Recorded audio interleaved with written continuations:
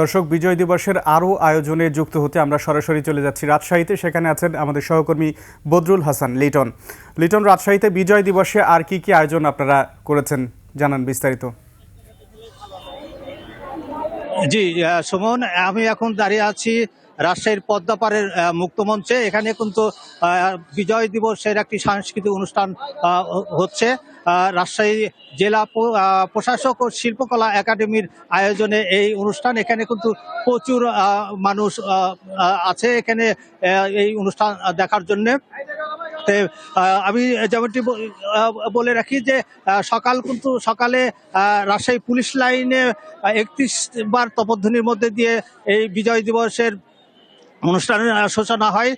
পরের বেলা 9টা থেকে কিন্তু রাজশাহী মুক্তিযোদ্ধা স্টেডিয়ামে কুচকাওয়াজ আয়োজন করা হয়। সেখানে বিভিন্ন স্কুল কলেজের শিক্ষার্থীরা অংশ নেয় সেই কুচকাওয়াজে। এছাড়াও কিন্তু বিএনপি সহ বিভিন্ন সংগঠন তারা আলাদাভাবে কর্মসূচি পালন করেছে।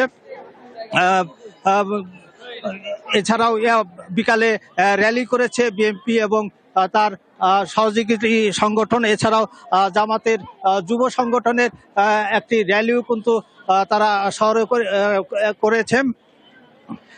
এইভাবেই কিন্তু একটি আনন্দ ঘন মুখর পরিবেশের মধ্যে দিয়ে কিন্তু এই বিজয় দিবস উদযাপন হয়েছে রাজশাহীতে। এই ছিল রাজশাহীর বিজয় দিবসের সর্বশেষ পরিস্থিতি। সুমন। লিটন, আপনাকে ধন্যবাদ।